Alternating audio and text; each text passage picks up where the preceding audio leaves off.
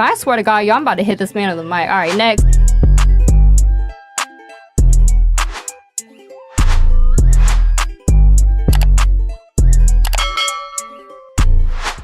Hey guys, it's Kiki Klout here, and welcome to another episode of PodCasting Couch. And I'm so fucking excited because I have one of the baddest fucking bitches, one of the greatest, sweetest, hardworking women right now sitting on this couch that's probably been cummed on. Right back at you. Welcome. Hello, guys. Good to see you and talk to you. My name is Eveline Stone. Yeah. Kiki and me are in town for the week. We've literally been running a fucking marathon. We are here in Miami. We went from the woods, Palooza, Orlando, outskirts of Orlando, Florida, at Mike Busey's house, the Sausage Castle.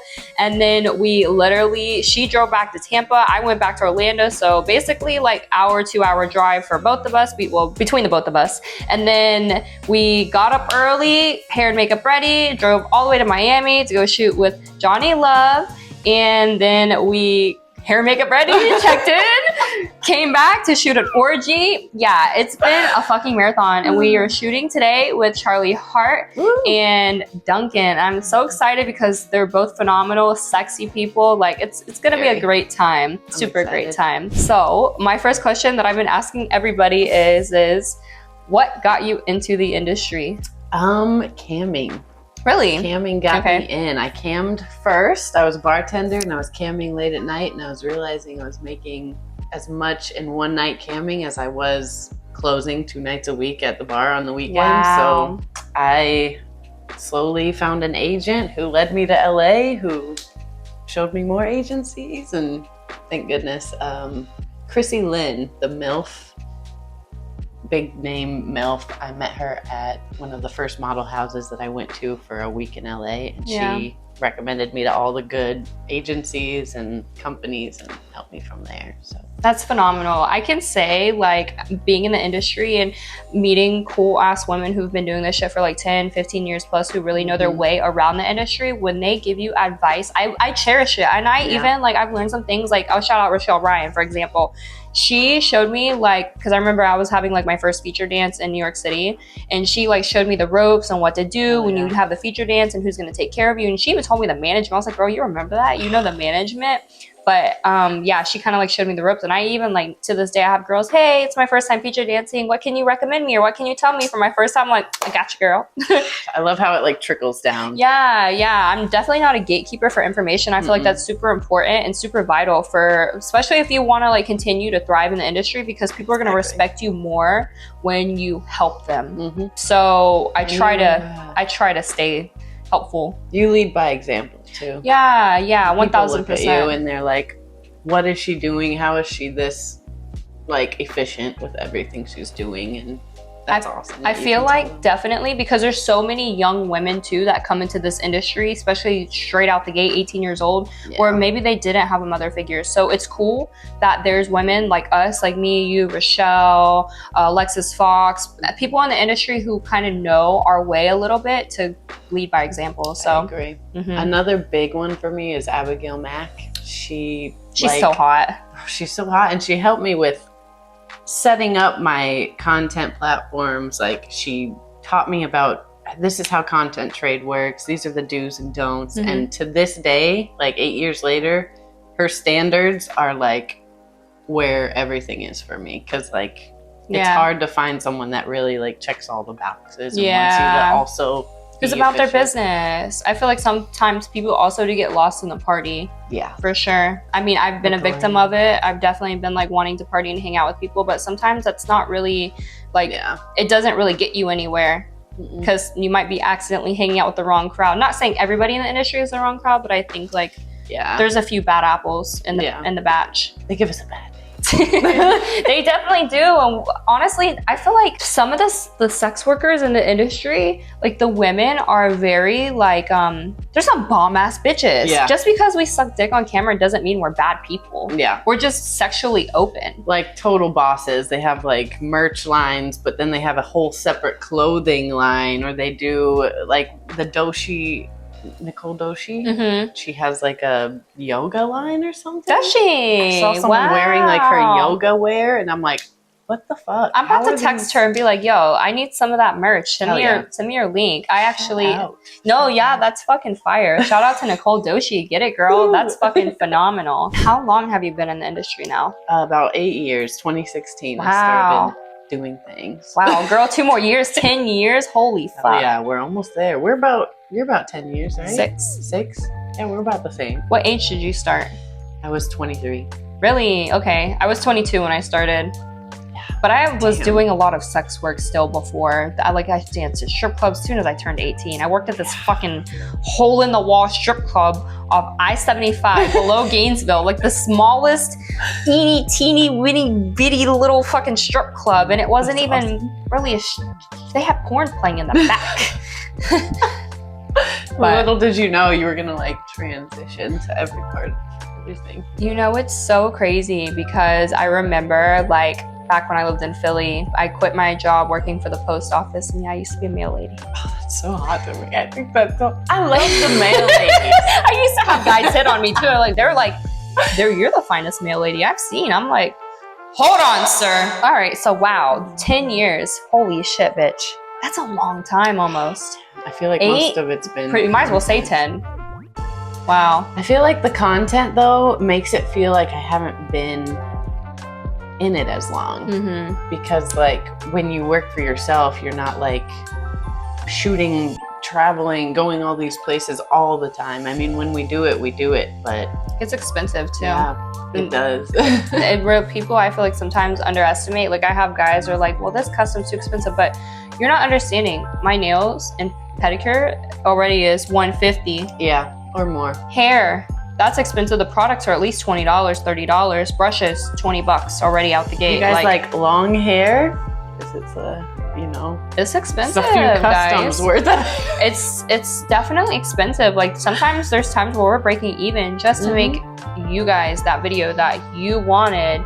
So sometimes like it is okay to be polite about it, like because we go above and beyond. I've definitely went above and beyond for like people and just appreciate us a little bit more. I mean, we go so all out for like companies that are giving you like a one-time fee and you're out of there, and everyone in the world can see it basically for free. So when you're making your content and you're spending what you would have made shooting for a company and you don't see that money come back until the future, it's just, I don't think people understand that part. Yeah, that's why I was like, companies, I'm not going to go crazy hard with shooting with, but when I do get the opportunity and I'm shooting, it's because I'm using them for advertisement. Exactly. And a lot of girls who, they have this misconception that, I'm just going to shoot porn and that's all I'm going to do. No, if you're going to go into the sex work industry, you're going to need to do everything. You're going to need to do podcasts. You're going to need to do pay site platforms. And that's where you're really going to make your money, is realistically the fans. You're going to need to do conventions. Like also, that's another thing too. When you meet somebody in person and face to face, they remember you more and they appreciate and thank you more because you're making that effort to actually meet your fans. Like they appreciate that shit. I've had people, when I have my feature dances, because I do exoticas, they literally would drive 2 hours just to come see me dance. Your market, that's another thing. Kiki's amazing with her marketing and her promo, and I don't think she realizes how good she is at it. But like when I roll out of bed, it takes me sometimes a few hours just to feel like I can put a phone in front of my face and record myself. This girl will be recording not only herself, but you and whoever else is in the room, and has like 4 other cameras running, and she's just built for the market. Like you have to learn those things. People go to school for that. And you're like, in this industry, you learn a lot of things that you wouldn't typically think you would want to learn. Consistency is key. It's super important, because I remember there was a time where I took a little break and I'm like, damn, I was losing followers. Yeah. Because I wasn't posting. People are like, damn, where'd she go? Well, that's probably my issue, because I don't post near to the level that she posts, and I should. And it's like a job, it's a job just to stay up on Instagram, just to stay on Twitter, just to stay on your Sex Panther mini vids, your OnlyFans, Loyal Fans, Pornhub shit. Like, we could go on for days and talk about how many places we need to be uploading, but that's all going on behind the scenes. It's definitely behind the scenes for sure. But maybe one day, like, I'll vlog. I'd be like, a day of editing, or like, you should. You definitely should. It's educational. It's very educational. It definitely is. That's why I kind of got the GoPro too, to kind of just be like, hey, this is what's going on. But I think I'm gonna sit down one day and like really like crack down and be like, this is what really fucking happens, because you guys see the hair and makeup now, but you don't see what happens before the hair and makeup. And there's times where I don't wake up the most prettiest. God, we didn't eat all day yesterday until midnight.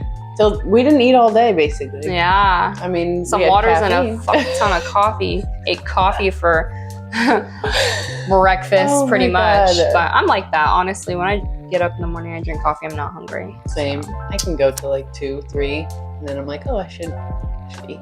Yeah, definitely. Okay, so I want to learn more about you. Okay, so what is your biggest pet peeve?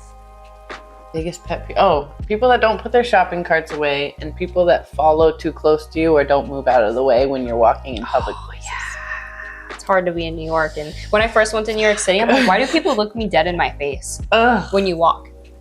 And then they'll still walk towards you? Yeah. They still walk like, I was like, I need my space. Like, move. Like, I was just telling someone the other day, I'm like, I will clear in an open room with one person walking my direction. I will be thinking, which way is he going to go? Which way am I going to go? I like my space. Some people do not think like that. And they have children. Same way out of the country too. When I flew back from Dubai, like people, like there was a whole empty seat and the guy just so chose to sit beside me. I'm like, we got 14 hours on this plane. Nobody else is going to sit there. So you had 3 seats. There was 4, but nobody was on the next one. I'm like, and he sat right next to you. The whole time. And then Big Booty Judy beside me kept getting up and putting her ass in my face. I was like, I need space. I'm going to lose it. Oh my. If anyone has any private planes, let us know, because we will dress just like this. We will pull up on your plane and we will fly wherever you want to go. And flash whatever you want. That part. Film a whole porn. Exactly. But okay, so you don't like people in your personal space, and what was the last one? The shopping cart. The shopping cart. Oh, interesting. I don't think I've ever heard anybody say shopping cart. I've had people, I'm sitting in my car, ready to like get out, I'm finishing something up on my phone, about to go in the grocery store. I've had people like who were parked next to me coming home, and they put their shopping cart like between our cars, like towards the front. Oh, no. At least walk 10 feet and go put it in the thing that holds it so it doesn't ding people. So that's a pet peeve too. I can say that. It's just such a small thing. And there's people, people are like, oh, that's why they have cart people. No, the cart people bring all those carts into the store. From the gathered area. They're not picking up after you. I agree. I try to have the common courtesy to not put it by anybody's vehicle. Yeah, that's a hard because one. I even have my own pet peeve. If you ding my car, you're going to piss me off. That's fucking with my vehicles pisses me off. I can say that. That's my pet peeve. And fucking with my vehicles, and I hate hearing people chew. Even when you have your mouth closed and I can hear it, I'm not gonna lie, it irks me. Even esophageal sounds. I hate it. But I love ASMR, like people eating. Yeah. But if I'm watching it, like it has to be like the microphone sounds. But I can't, like if you're on the phone with me and I can hear you crunching or chew, I'm gonna be like, I gotta go. Yeah. I've definitely left my friends off I'm like, I gotta go. I can't. Call me when you're done eating. I feel that one actually. I think I had a friend growing up and I vividly like remember her eating mashed potatoes, and I was just like, forever. Yeah, forever that sticks with me. Ooh, mashed potatoes. Or mac and cheese or something like. Oh god. Oh, or even like just drinking something and I could hear it going down. Cringe. So, do you get a lot of unsolicited dick pics in your DMs? I do. Yeah? Yeah. Honestly, when they're on my sites, I love it. But when they're on like social media, I'm like, could you have at least said hello first? Yeah. Like, come say hi. Let's hang out. I had a guy do that recently. I had to restrict him. I'm like, bro, we're not doing this here.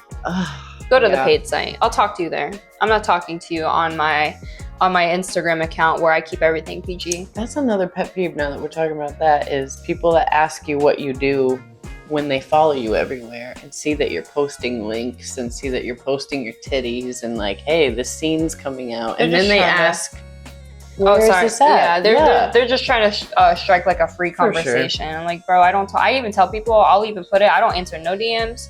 I don't answer my DMs on Twitter. I don't answer my DMs on Instagram. If you want to talk to me, go to Minx Go to OnlyFans. Go to Loyal Fans. I will not talk to you anywhere else. If you want to hear my voice, or if you want to video chat with me, go to me. The thing is, it's like, if you want to do those things with either one of us, those options are there. Whereas some women obviously don't have the option to ever be able to call them. So if they have the option and they're telling you what the option is, like, use it. You have resources. Yes. You have resources to actually talk to us. Like, I've even had people, oh my God, I can't believe it's you, Kiki. I'm like, yeah, I mean, it's my account. Yeah, this is what I do. Have you had any dick pics sent to you by any like athletes or anything, or like rappers on social media?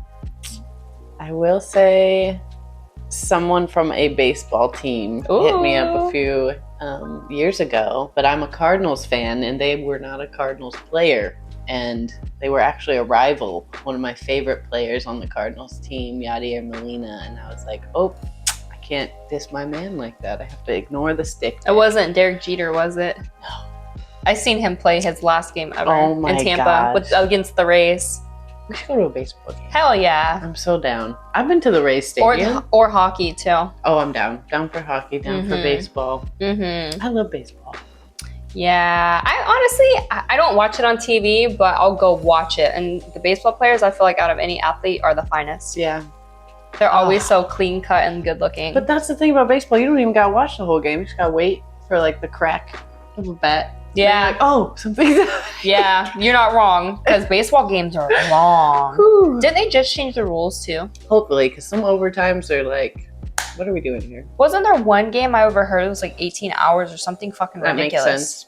That's insane. 18 hours? Then people are tired. What are we doing, guys? We got kids at these games. We can't do that. No, I would have left. I would have left after 3. I don't have the patience for that, let alone some kids. Insane. What kind of animals do you have? Ooh, I have a tortoise named Bowser. I have a few fish. I didn't know you had fish. I didn't know you had a turtle. Goldfish. Yeah, his name is Bowser. So cute. He's a cutie patootie. He's a Russian tortoise, but he's only about this big. He's little. And then we have a Great Dane named Nellie, a Cane Corso named Phoebe, and a Bull Terrier named Bulma. Got a farm. It is amazing. That's dope. I love animals, honestly. I wish I could have more, but it's a job. Yeah, for sure. It's a big responsibility. I'm lucky to have my partner now, because having just 2 dogs when I was just living alone, I mean, it's like having at least 1 kid, because you're like, where do they go when I'm in LA? You don't want to put them somewhere that, you don't know very well. It's expensive for somebody to watch them. It's literally like daycare. They charge by the size. Really? And they classify Bulma, my smallest one, as an XL because of her weight. Really? I'm like, come on. Gosh. Wow. Yeah, that's fun. Wow. Super fun. Oh, well, I'm an animal person. I love the fact that you have so many animals. I have to come see them one time because I haven't got a chance to actually come see your dope ass crib. Your house looks beautiful from what I see, like such a vibe. And your animals are like so cute on social media. Like, I love it. I love it. And you have your cat. Yes, my fat cat. My little hamster. I know. I got a hamster on Valentine's Day. Oh my gosh, and her name is Apple. So cute. So stinking cute, right? And it's not like the hamsters you think we're talking about. No, she's fat. Yeah, she's a big girl. She's a Syrian hamster, the largest breed of hamster that you can get, and she's a fluff ball too. Where did you get her? I got her at Petco in Gainesville, I think. Wow. I didn't even know they sold stuff like that. Yeah. That's awesome. Yeah, definitely. Well, I'm so glad to get to actually learn about you and also like give the audience a little bit more insight on Eveline Stone, because you're a bomb ass bitch and I feel like everybody needs to know about this baddie and go check out all her fucking content. And I would love for you to tell everybody where they could find that at. I have in all my links and it's Eveline Stone, but that has kind of everything there. So if you go to all my links and follow me there, or type in basically on the internet, Eveline Stone. I have one Instagram, main Instagram. It's Eveline Stone again. And my Twitter is the Eveline Stone. You're probably going to find everything on those 2. So go check out her spices because we have so much content together. Woo! Thank you for being here. I appreciate you so much. I love you to the most. Ooh. And yeah, woo! Thanks, guys. Till next time. Here we go. Thank you for supporting me. And if you don't, suck my dick.